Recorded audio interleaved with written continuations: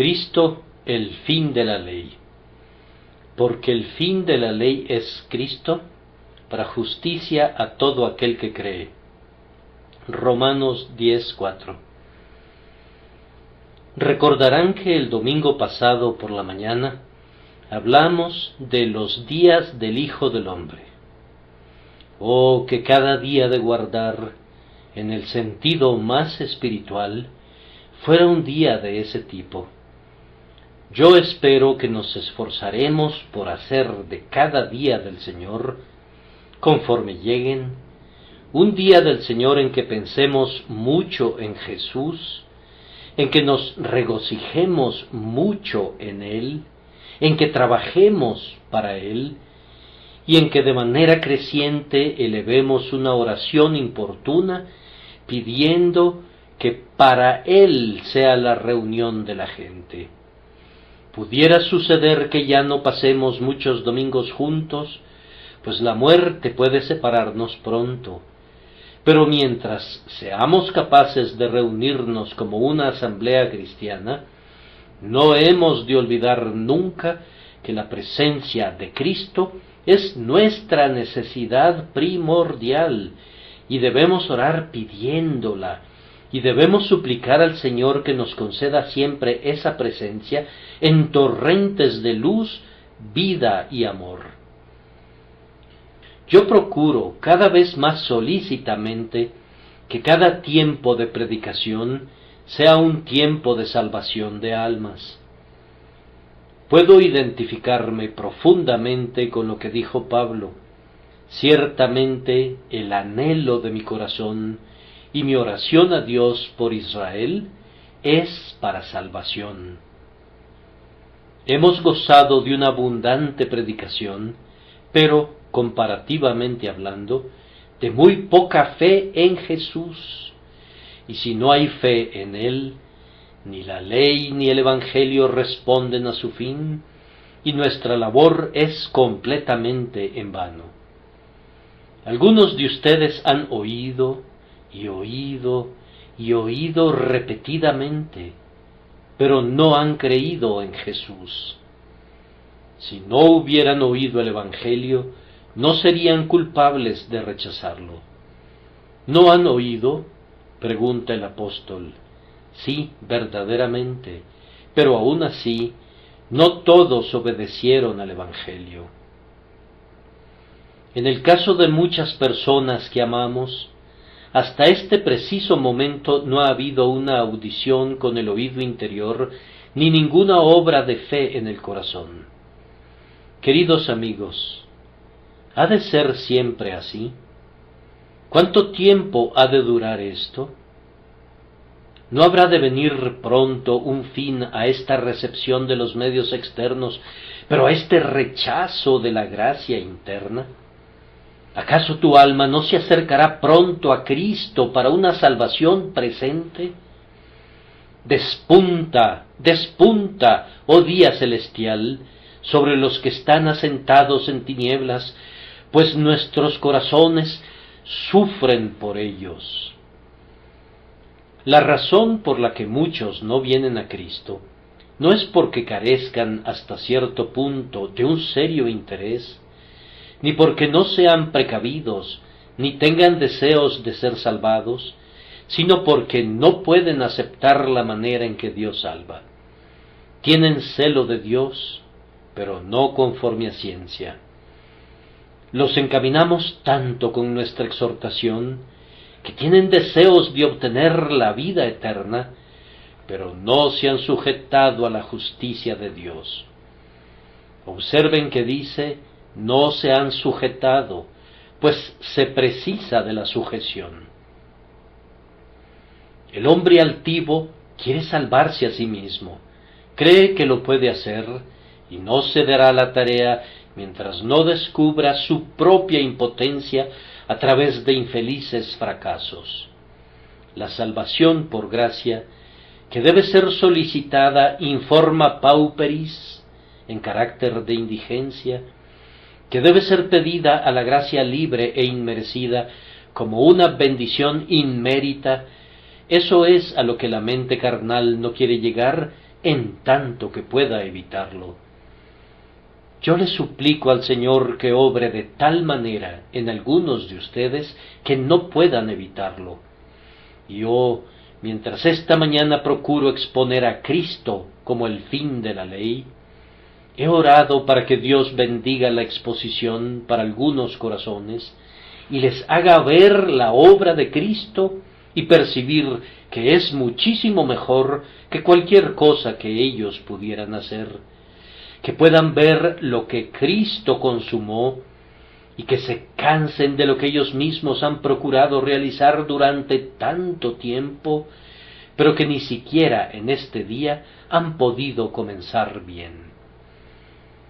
Tal vez le agrade al Señor embelezarlos con la perfección de la salvación que es en Cristo Jesús.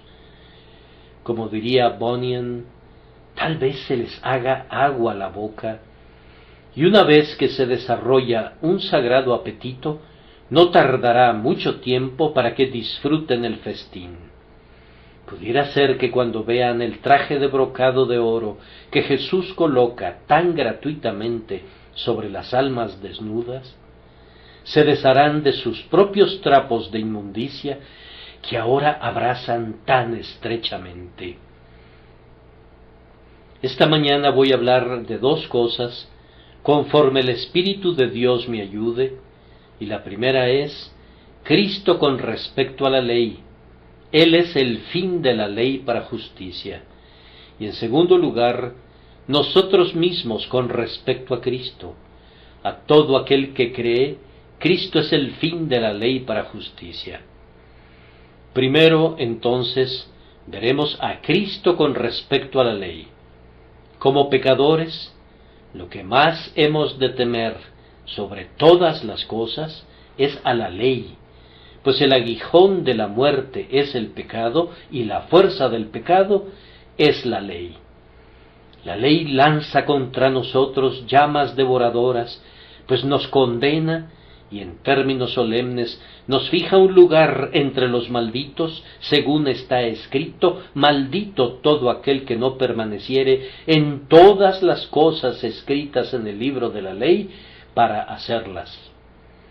Con todo, extraña infatuación, con la misma fascinación con que es atraído el mosquito a la vela que quema sus alas, los hombres vuelan por naturaleza a la ley en busca de salvación y no pueden alejarse de ella. La ley no puede hacer otra cosa que revelar el pecado y pronunciar una condenación sobre el pecador, y sin embargo, no podemos alejar a los hombres de ella, aun cuando les mostremos cuán dulcemente se interpone Jesús entre la ley y ellos. Están tan enamorados de la esperanza legal que se sujetan a ella aun cuando no tienen nada a qué aferrarse.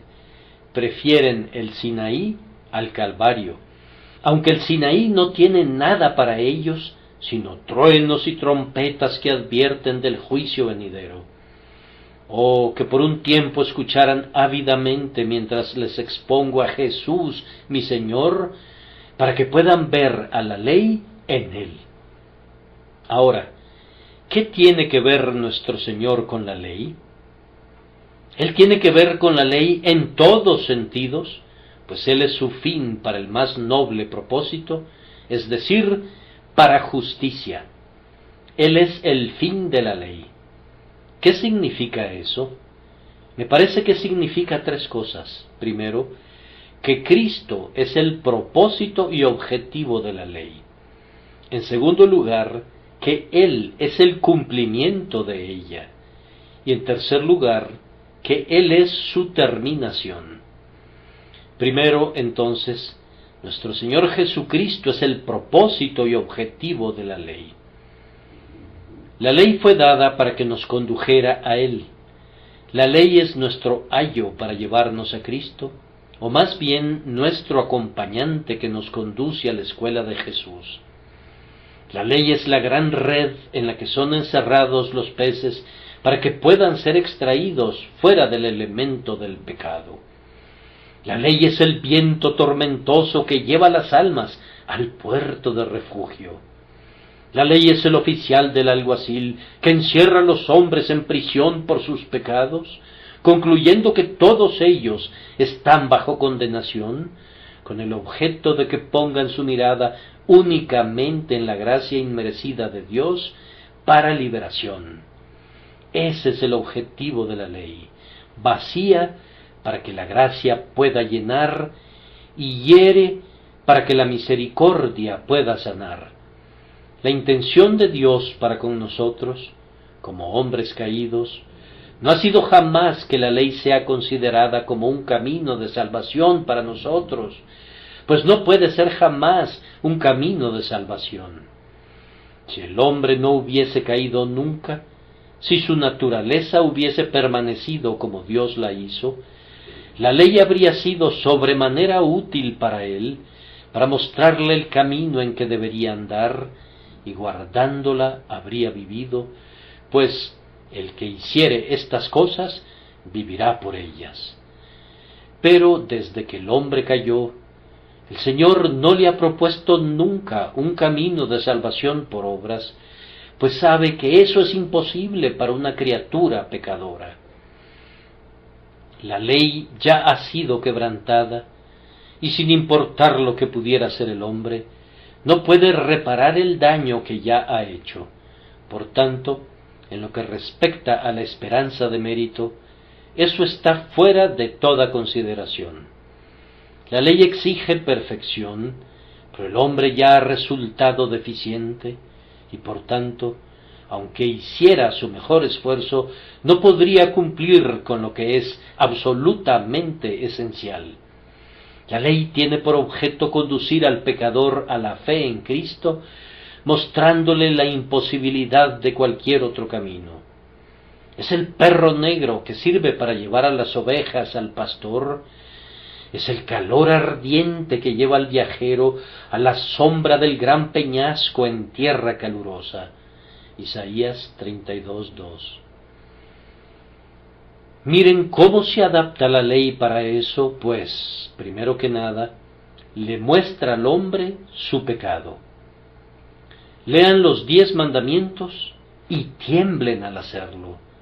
¿Quién podría colocar su propio carácter lado a lado con las 2 tablas del precepto divino sin verse convencido de inmediato de que no ha cumplido con la norma? Cuando la ley se hace clara para el alma, es como una luz en un cuarto oscuro que revela el polvo y la suciedad que de otra manera habrían pasado desapercibidos. Es la prueba que detecta la presencia del veneno del pecado en el alma. Yo sin la ley vivía en un tiempo, dijo el apóstol, pero venido el mandamiento, el pecado revivió y yo morí. Nuestra belleza se desvanece por completo cuando la ley sopla sobre ella. Miren los mandamientos, les digo, y recuerden cuán grande amplitud tienen, cuán espirituales son y cuál es su gran alcance. No tocan simplemente el acto externo, sino que se sumergen en el motivo interno y tratan con el corazón, con la mente y con el alma. Hay un significado más profundo en los mandamientos del que pareciera ver en la superficie. Fijen la mirada en sus profundidades y vean cuán terrible es la santidad que exigen.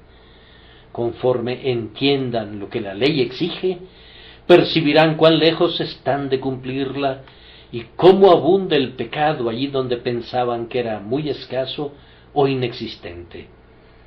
Pensabas que eras rico y que te habías enriquecido y que no necesitabas nada, pero cuando la ley quebrantada te visita, tu bancarrota espiritual y tu total penuria te miran en la cara.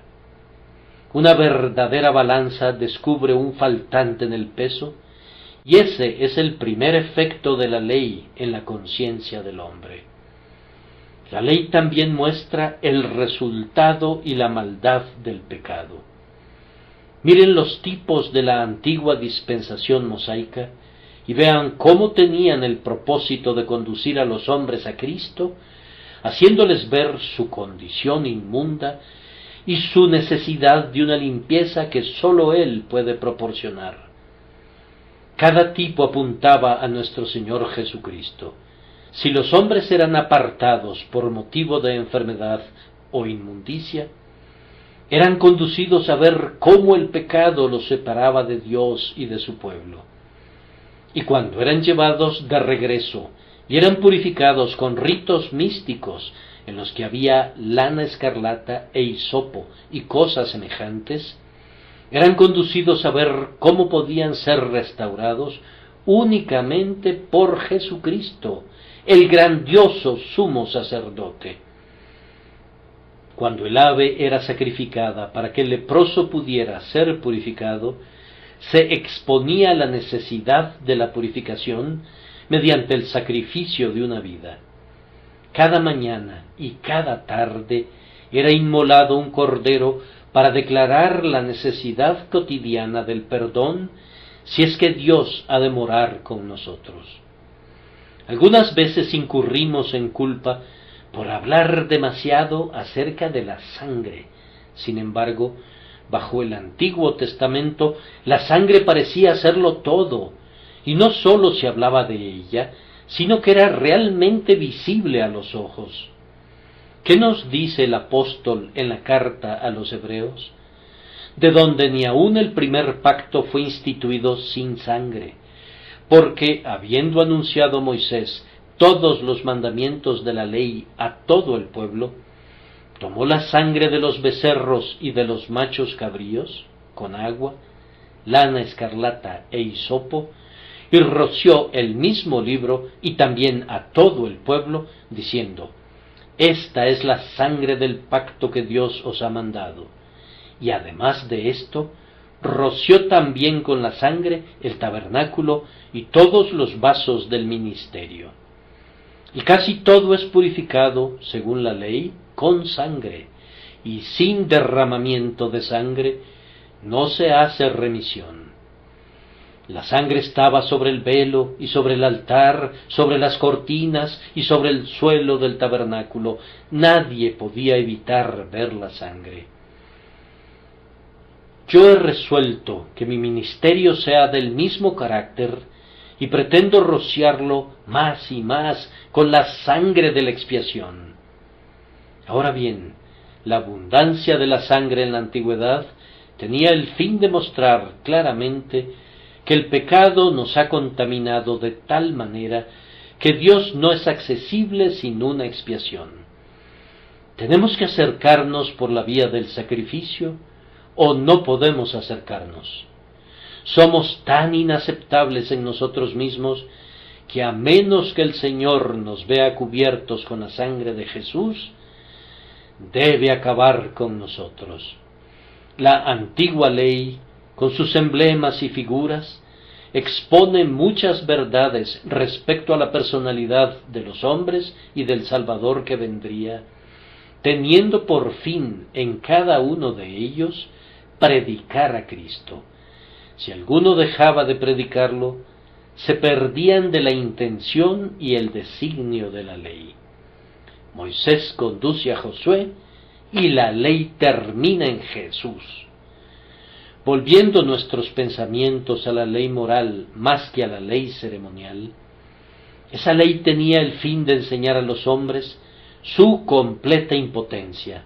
Les muestra cuán deficientes resultaban ser respecto a lo que deberían ser, y también les muestra, cuando lo consideran cuidadosamente, cuán completamente imposibles para ellos alcanzar la norma. Nadie puede alcanzar por sí mismo la santidad que la ley exige. Amplio sobremanera es tu mandamiento. Si un hombre dice que puede cumplir la ley, es porque no sabe lo que es la ley. Si se imagina que puede llegar al cielo alguna vez, trepando por los trepidantes costados del Sinaí, seguramente no ha podido ver nunca ese monte ardiente en absoluto. Guardar la ley. Ah, hermanos míos, mientras todavía estamos hablando acerca de ella, la estamos quebrantando, mientras estamos pretendiendo que podemos cumplir su letra, estamos violando su espíritu, pues el orgullo quebranta la ley, tanto como la lujuria o el asesinato. ¿Quién hará limpio a lo inmundo? Nadie. ¿Y cómo será limpio el que nace de mujer?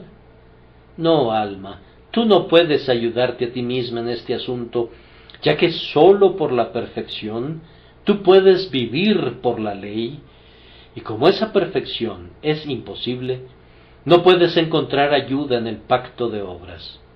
En la gracia hay esperanza, pero como pago de una deuda, no hay ninguna esperanza, pues no ameritamos nada sino ira. La ley nos dice eso, y entre más pronto sepamos que así es, mejor, pues más pronto acudiremos con premura a Cristo. La ley nos muestra también nuestra gran necesidad, nuestra necesidad de limpieza, de una limpieza con el agua y con la sangre. Nos descubre nuestra inmundicia, y esto nos conduce naturalmente a sentir que debemos ser limpiados de ella, si hemos de acercarnos alguna vez a Dios. La ley nos conduce entonces a aceptar a Cristo como la única persona que puede limpiarnos y hacernos aptos para estar dentro del velo en la presencia del Altísimo. La ley, por sí misma, sólo barre y levanta el polvo, pero el Evangelio rocía agua limpia sobre el polvo y todo queda bien aplacado en la habitación del alma. La ley mata, pero el Evangelio hace vivir. La ley desnuda, y entonces Cristo entra y viste al alma de belleza y de gloria. Todos los mandamientos y todos los tipos nos dirigen a Cristo si prestamos atención a su evidente intención.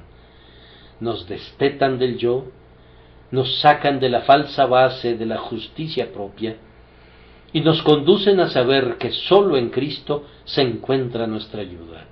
Entonces, primero que nada, Cristo es el fin de la ley en el sentido de que Él es su gran propósito. Y ahora, en segundo lugar, Él es el cumplimiento de la ley.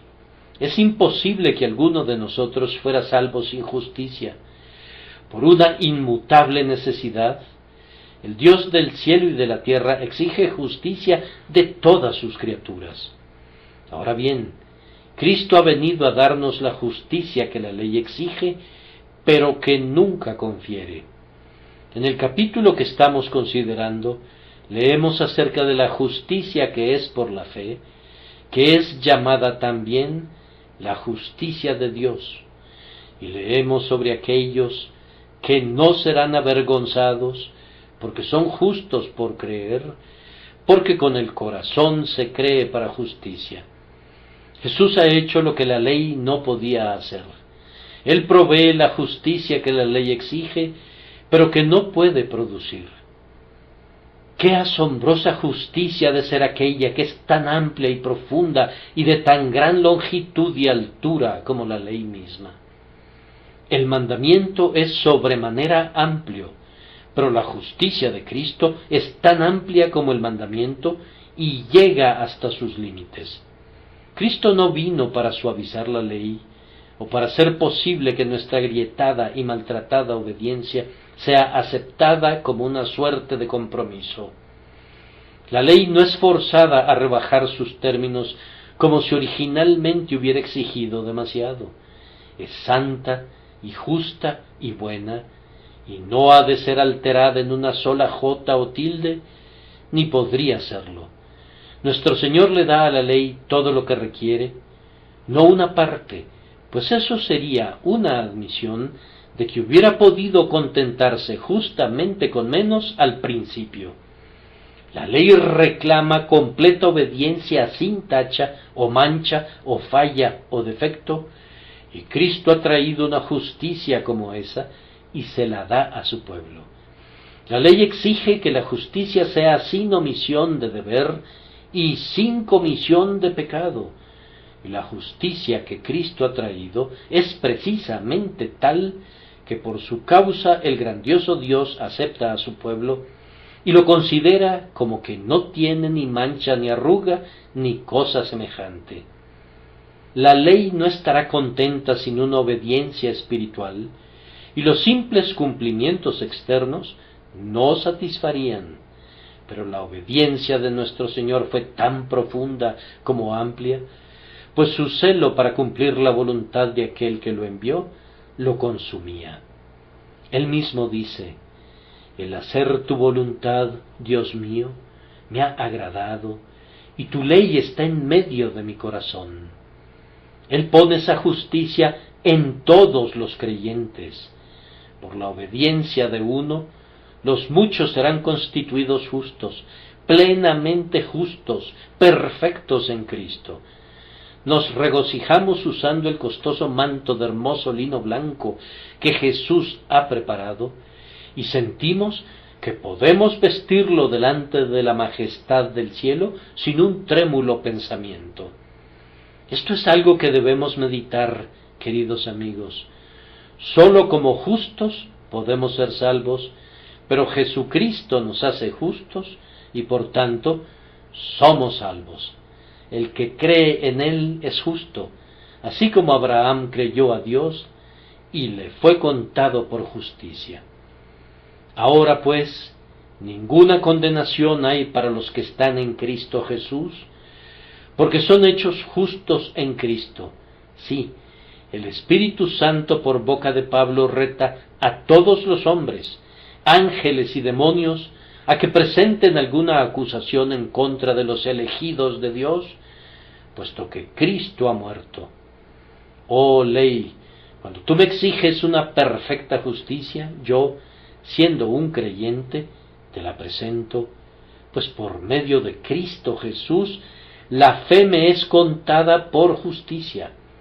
La justicia de Cristo es mía, pues yo soy uno con Él por la fe, y este es el nombre con el que Él será llamado: Jehová, justicia nuestra.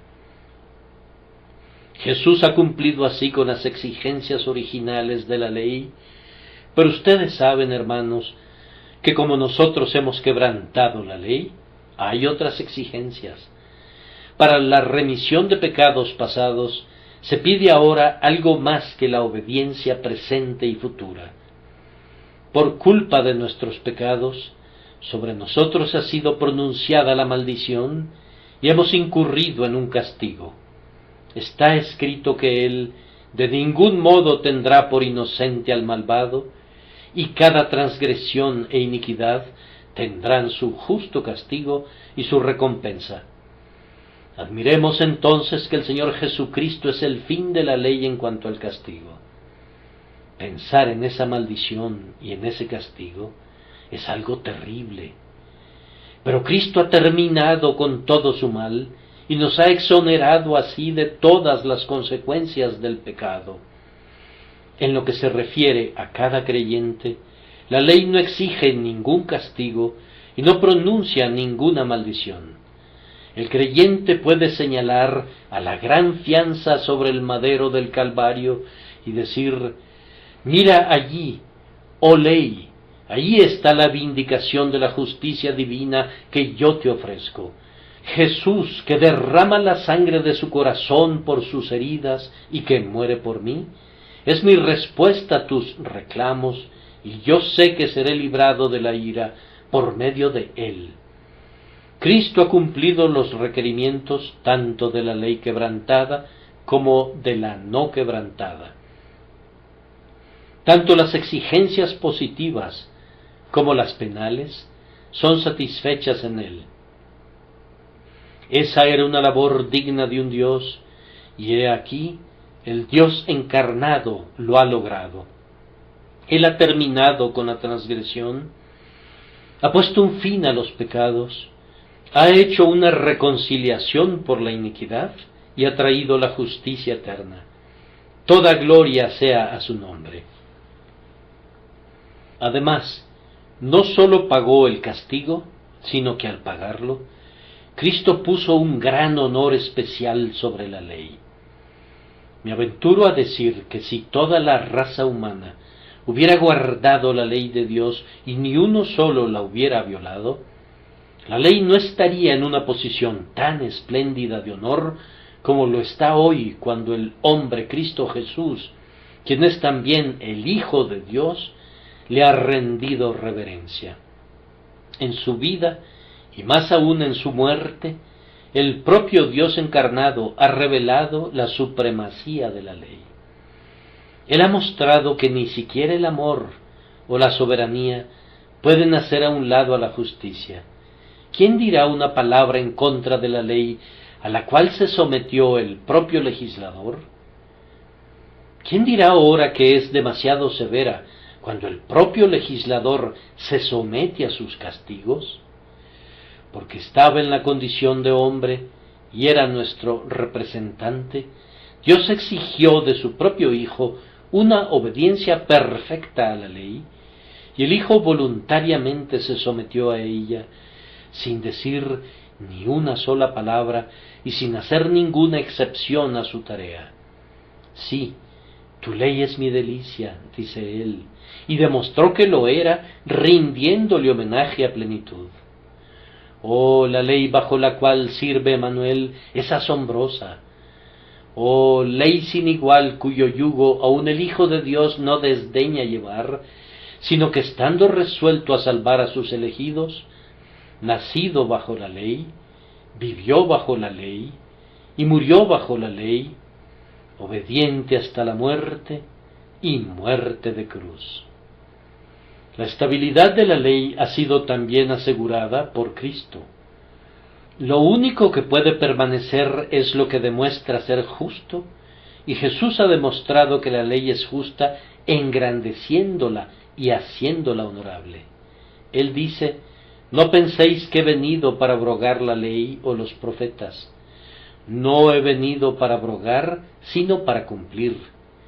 Porque de cierto os digo que hasta que pasen el cielo y la tierra, ni una jota ni una tilde pasará de la ley, hasta que todo se haya cumplido. Tendré que mostrarles cómo él ha puesto un fin a la ley en otro sentido, pero en cuanto a la conciliación de los eternos principios del bien y del mal, la vida y la muerte de Cristo han logrado esto para siempre. Confirmamos la ley, dice Pablo, no invalidamos la ley por la fe. El propio Evangelio de la fe comprueba que la ley es santa y justa, pues el Evangelio en el que cree la fe no altera o reduce a la ley, sino que nos enseña cómo fue cumplida integralmente. Ahora la ley permanecerá firme por los siglos de los siglos, puesto que aún para salvar al hombre elegido, Dios no la altera. Él tenía un pueblo elegido, amado y ordenado para vida, y con todo no lo salvaría a costa de un principio de rectitud. Ellos eran pecadores, ¿y cómo podían ser justificados a menos que la ley fuera suspendida o cambiada? Entonces, ¿fue cambiada la ley? Parecía que así tenía que ser si el hombre iba a ser salvado, pero Jesucristo vino y nos mostró cómo la ley podía permanecer firme como una roca, y no obstante, los redimidos podían ser salvados justamente por la infinita misericordia. En Cristo vemos tanto la misericordia como la justicia brillando a plenitud, y no obstante, ninguna de las dos eclipsa a la otra en el más mínimo grado. La ley tiene todo lo que exigió jamás, tal como debía ser, y sin embargo, el Padre de todas las misericordias ve a todos sus elegidos salvados, tal como determinó que lo serían por medio de la muerte de su Hijo. De este modo he procurado mostrarles cómo Cristo es el cumplimiento de la ley de manera integral. Y ahora, en tercer lugar, Él es el fin de la ley en el sentido de que Él es su terminación. Él ha terminado con la ley en dos sentidos. Primero que nada, su pueblo no está bajo la ley como un pacto de vida. No estamos bajo la ley, sino bajo la gracia. El antiguo pacto, según estuvo vigente con el padre Adán, era: haz esto y vivirás. Adán no guardó el mandato y en consecuencia no vivió, ni tampoco vivimos nosotros en él, puesto que todos morimos en Adán. El antiguo pacto fue quebrantado y por esa razón todos quedamos condenados, pero ahora, habiendo sufrido la muerte en Cristo, ya no estamos más bajo el pacto, sino que estamos muertos para él. Hermanos, en este momento, aunque nos regocijamos haciendo buenas obras, no buscamos la vida por medio de ellas, no esperamos obtener el favor divino por nuestra propia bondad, y ni siquiera esperamos mantenernos en el amor de Dios por algún mérito nuestro, siendo elegidos no por nuestras obras, sino según el puro afecto de su voluntad eterna, siendo llamados no por obras, sino por el Espíritu de Dios, deseamos continuar en esta gracia y no regresar más a la servidumbre del antiguo pacto. Puesto que hemos depositado nuestra confianza en una expiación provista y aplicada por gracia, por medio de Cristo Jesús, ya no somos más esclavos, sino hijos. No obramos para ser salvos, sino que ya somos salvos, y estamos obrando porque somos salvos.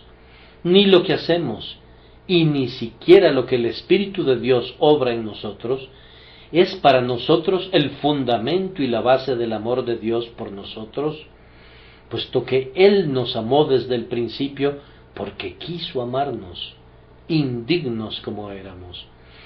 Y Él nos ama aún en Cristo y nos mira no como somos en nosotros mismos, sino como somos en Él, lavados en su sangre y cubiertos con su justicia. Ustedes no están bajo la ley. Cristo los ha sacado de la esclavitud servil de un pacto condenatorio y los ha hecho recibir la adopción de hijos, de tal manera que ahora claman: Abba, Padre. Además, Cristo ha terminado con la ley, pues ya no estamos más bajo su maldición. La ley no puede maldecir a un creyente, pues no sabe cómo hacerlo. Lo bendice, sí, y será bendecido, pues como la ley exige justicia, y mira al creyente en Cristo y ve que Jesús le ha dado toda la justicia que exige, la ley está obligada a pronunciarlo bendecido. Bienaventurado aquel cuya transgresión ha sido perdonada y cubierto su pecado. Bienaventurado el hombre a quien Jehová no culpa de iniquidad, y en cuyo espíritu no hay engaño. Oh, el gozo de ser redimidos de la maldición de la ley por Cristo, quien fue hecho por nosotros maldición. Como está escrito: maldito todo el que es colgado en un madero. Hermanos míos, ¿entienden el dulce misterio de la salvación? ¿Han visto alguna vez a Jesús ocupando el lugar de ustedes para que ustedes pudieran ocupar su lugar? Cristo fue acusado, y Cristo fue condenado, y Cristo fue llevado a la muerte, y Cristo fue herido por el Padre hasta la muerte, y por esa razón ustedes son absueltos, justificados y librados de la maldición, porque la maldición se ha cumplido en su Redentor. Ustedes son admitidos a disfrutar de la bendición, porque la justicia que era suya ha sido transferida ahora a ustedes, para que puedan ser bendecidos por el Señor por todos los siglos. Triunfemos y regocijémonos en esto perennemente. ¿Por qué no habríamos de hacerlo? Y sin embargo, algunos miembros del pueblo de Dios se someten a la ley en cuanto a sus sentimientos y comienzan a temer que porque están conscientes del pecado, no son salvos a pesar de que está escrito: Él justifica al impío. En lo que a mí respecta, me encanta vivir cerca de un Salvador del pecador. Si mi condición delante del Señor dependiera de lo que yo soy en mí mismo, y de qué buenas obras y qué justicia pudiera ofrecer, ciertamente yo tendría que condenarme 1000 veces al día. Pero si me aparto de eso y digo, yo he creído en Jesucristo y por tanto la justicia es mía, eso es paz, reposo y el principio del cielo. Cada uno logra esa experiencia, su amor por Jesucristo comienza a arder, y uno siente que si el Redentor le ha librado de la maldición de la ley, no continuará en el pecado, sino que se esforzará por vivir una vida nueva. Nosotros no nos pertenecemos, hemos sido comprados por precio, y por tanto, queremos glorificar a Dios en nuestros cuerpos y en nuestros espíritus que le pertenecen al Señor. Esto basta en cuanto a Cristo con respecto a la ley. Ahora, en segundo lugar, tenemos que vernos a nosotros mismos con respecto a Cristo, pues el fin de la ley es Cristo para justicia a todo aquel que cree. Ahora vean el punto, a todo aquel que cree. Ahí se ubica el énfasis. Vamos, varón, mujer, ¿creen ustedes? No puede hacerse ninguna otra pregunta de mayor peso bajo el cielo. ¿Crees tú en el Hijo de Dios? ¿Y qué es lo que debe creerse? No se trata de aceptar meramente un conjunto de doctrinas y decir que tal y tal credo es tuyo para luego ponerlo sobre el anaquel y olvidarlo. Creer es confiar, depender, descansar en, reposar en. ¿Crees tú que Jesucristo resucitó de los muertos? ¿Crees tú que ocupó el lugar del pecador y que padeció el justo por los injustos? ¿Crees que puede salvar perpetuamente a los que por él se acercan a Dios? ¿Y pones tú, por tanto, todo el peso y el énfasis de la salvación de tu alma en él y únicamente en él? Entonces Cristo es el fin de la ley para justicia para ti, y tú eres justo. Si tú crees, estás vestido con la justicia de Dios. No sirve de nada presentar ninguna otra cosa si no crees, pues nada servirá. Si la fe está ausente, falta lo esencial.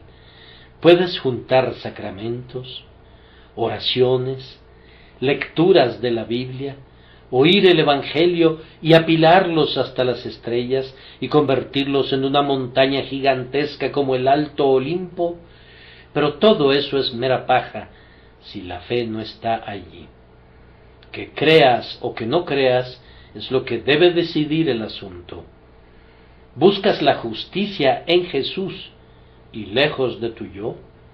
Si lo haces, Él es el fin de la ley para ti. Ahora observen que no se hace ninguna pregunta en cuanto al carácter previo, pues está escrito, el fin de la ley es Cristo para justicia a todo aquel que cree.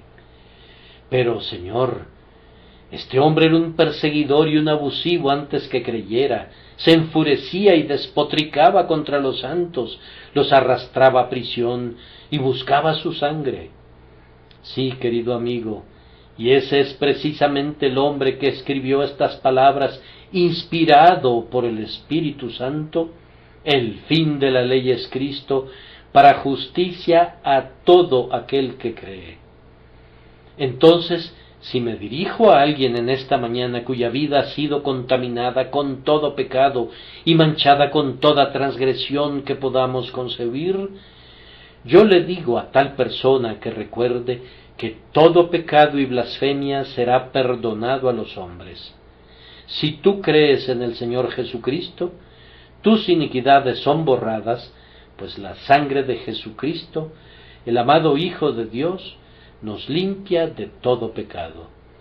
Esta es la gloria del Evangelio, que es un Evangelio para el pecador, buenas nuevas de bendición, no para quienes están sin pecado, sino para quienes lo confiesan y lo abandonan.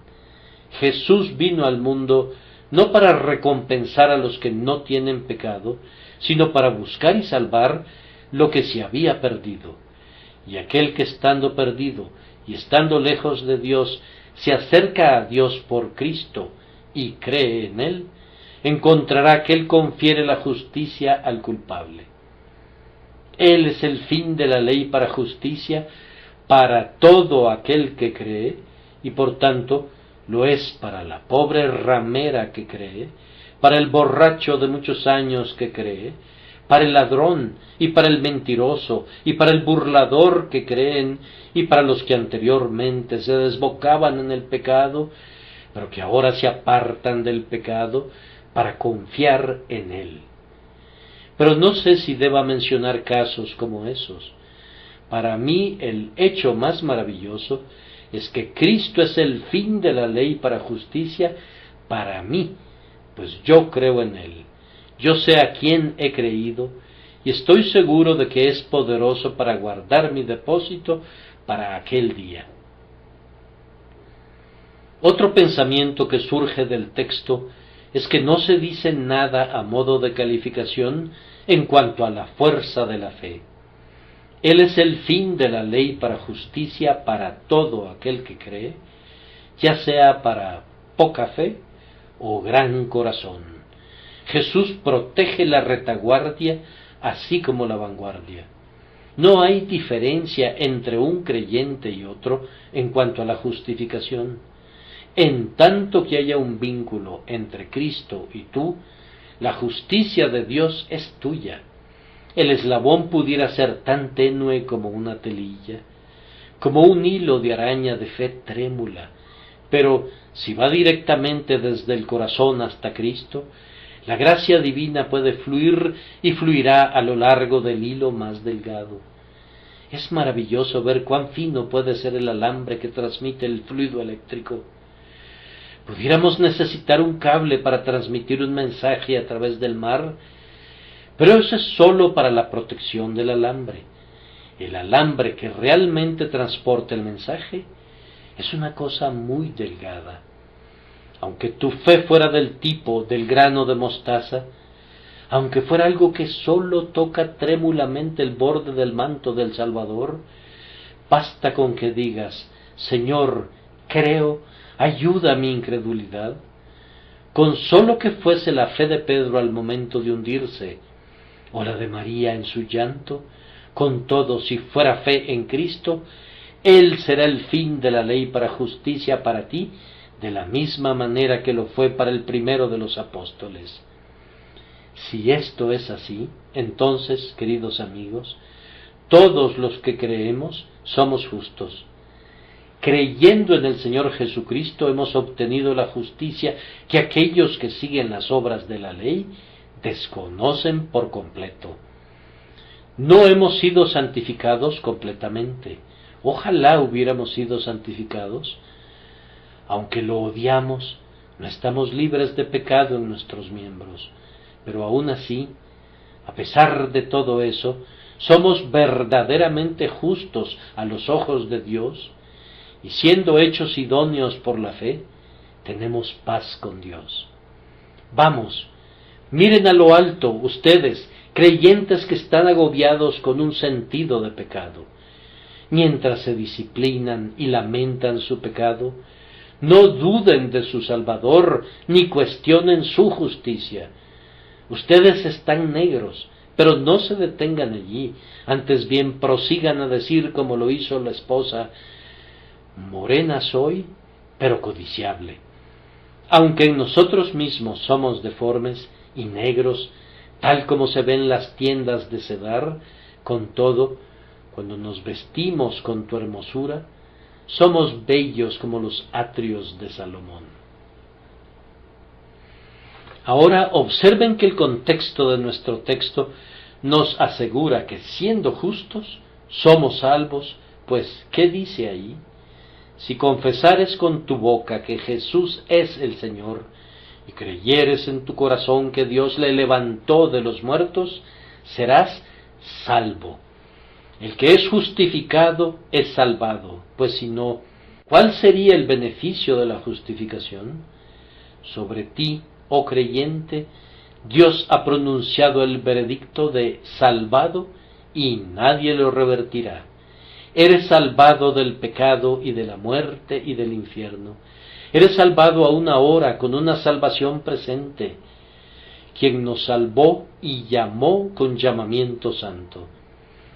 Siente el embelesamiento por ello en esta hora. Amados, ahora somos hijos de Dios. Y ahora habré concluido una vez que haya dicho justo esto. Si alguien aquí presente piensa que puede salvarse a sí mismo y que su justicia propia le bastará delante de Dios, yo le rogaría encarecidamente que no insulte a su Salvador. Si tu justicia propia basta, entonces, ¿por qué vino Cristo aquí para cumplir una?